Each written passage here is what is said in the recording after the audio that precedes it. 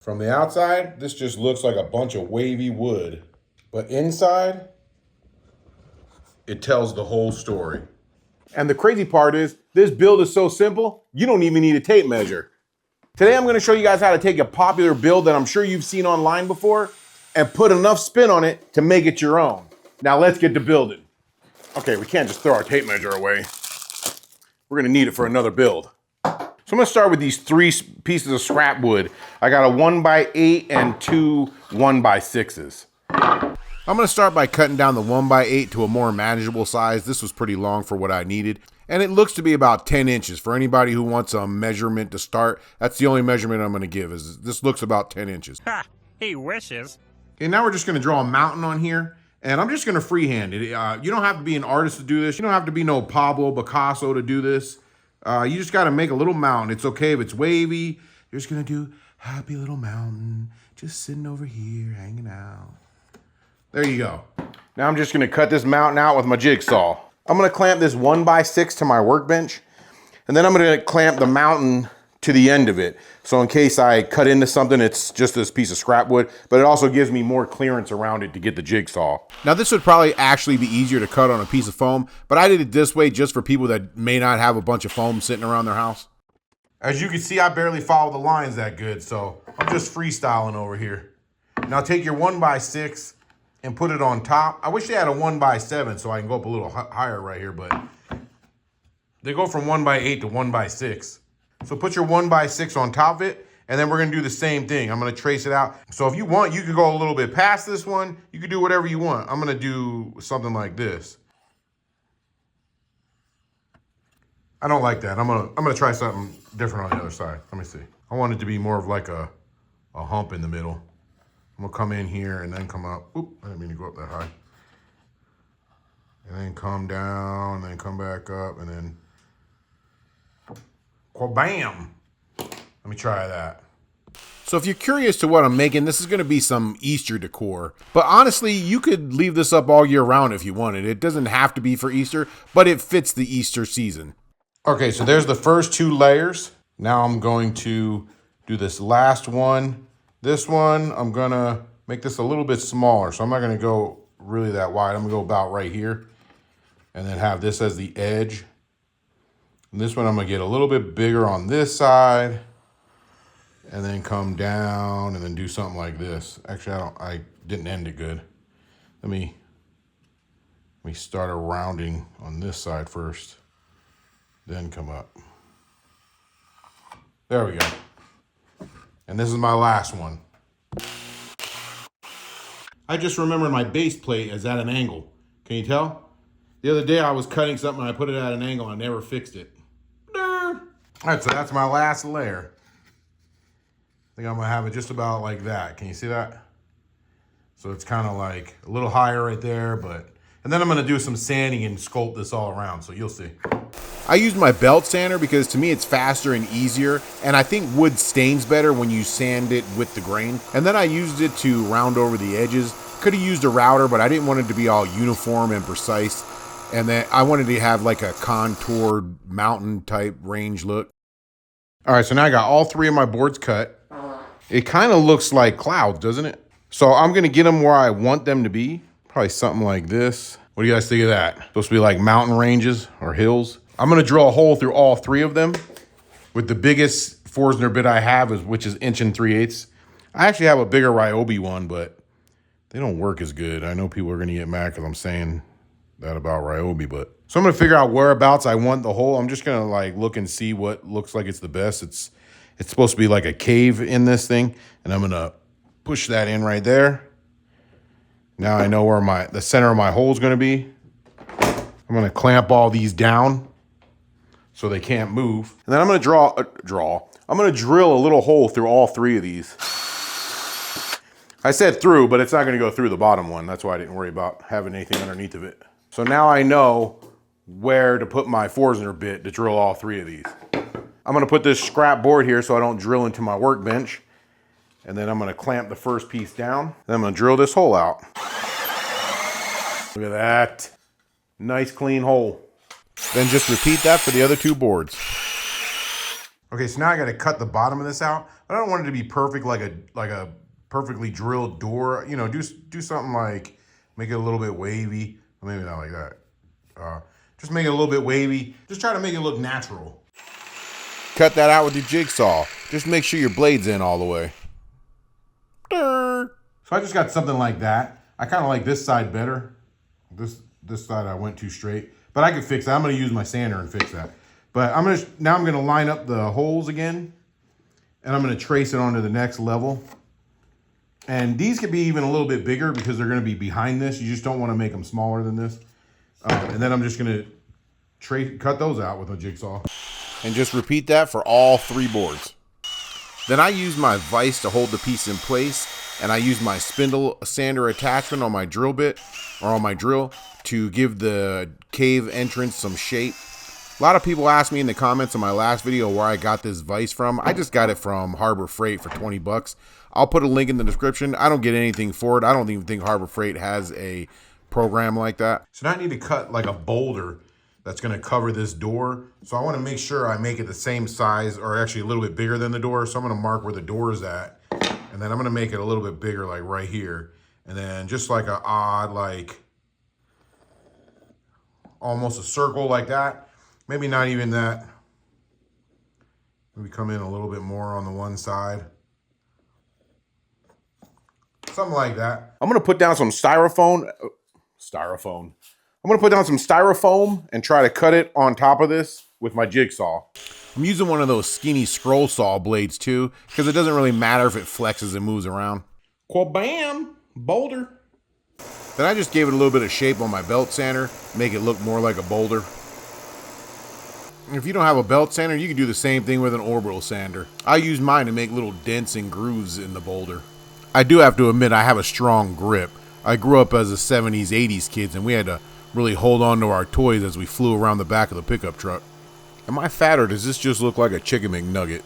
So I'm gonna cut across out of this 1x3, and I'm gonna use this 3/4 inch stick that I have. It's just some scrap because it's the same thickness this way. So if I cut my cross the same thickness this way, it'll be a nice square. So first I'm gonna just eyeball center, which should be like about right there.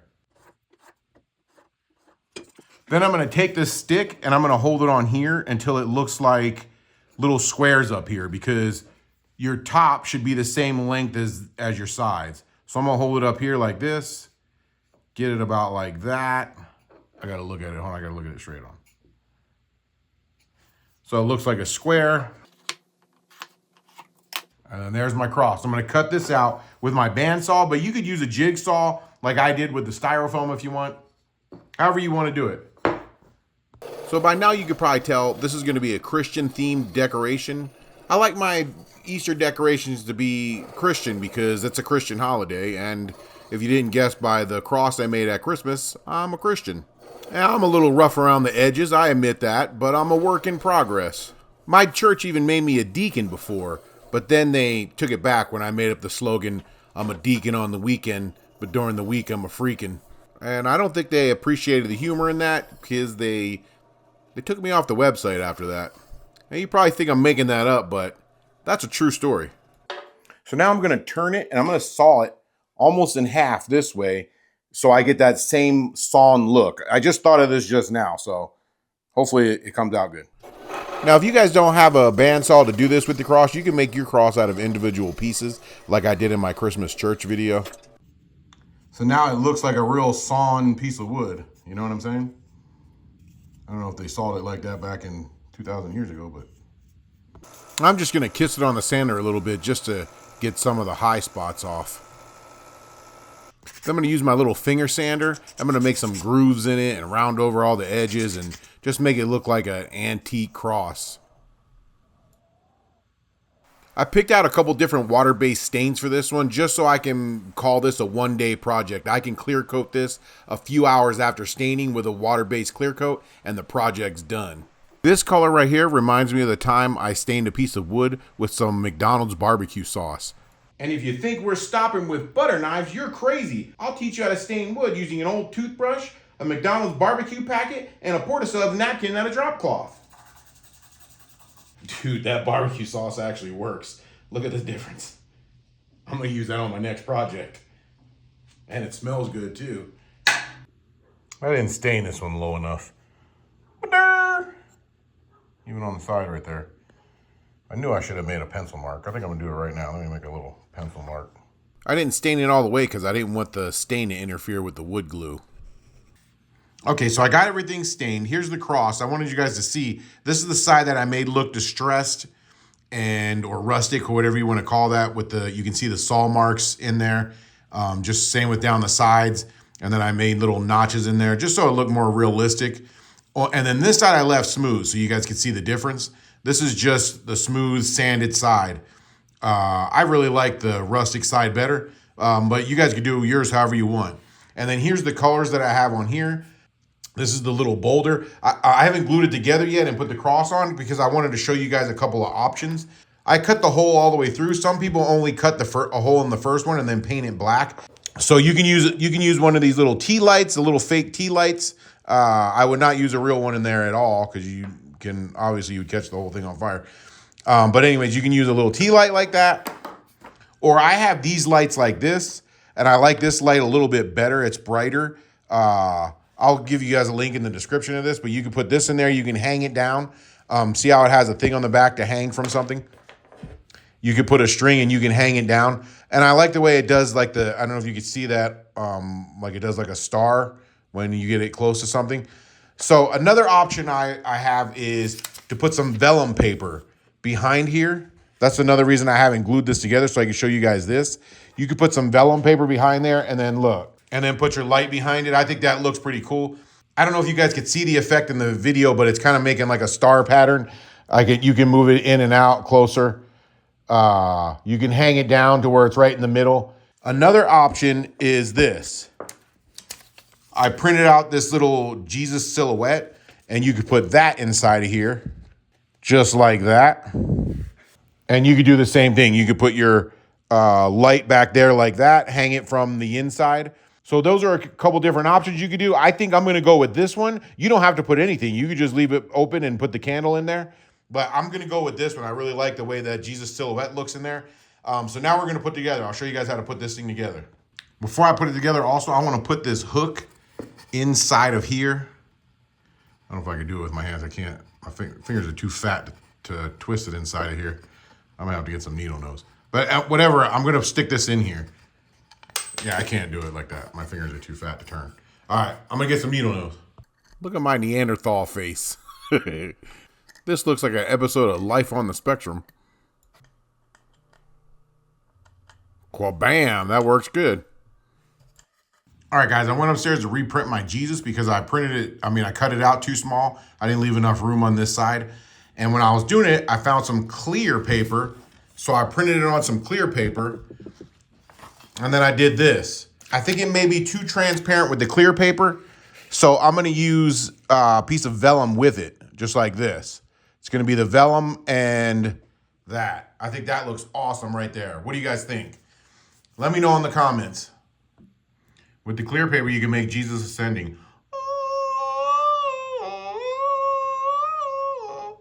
Then I just used some CA glue to attach the silhouette to the first layer. It's going to be wedged between two layers anyway, so I think that's going to hold it in place. Then I did another bead of CA glue around the clear transparency paper. Then I put the vellum paper on top of that. Can't be simpler.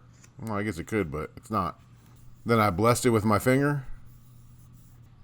And bam! I'm going to start assembling this thing from the front.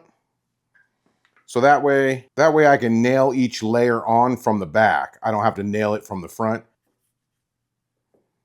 And I'm just using some 1¼ inch pin nails. And I'm just going to do each layer one at a time like this.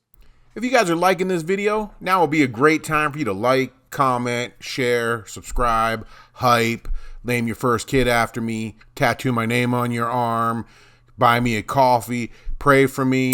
Okay, all kidding aside, I really appreciate you guys watching, and anything you can do really helps out my channel. Even just a thumbs up. I appreciate you guys. Thanks. And then I just put on the cross the same way. I just used a little bit of glue and some pin nails. And then I really like this part where I got this hook.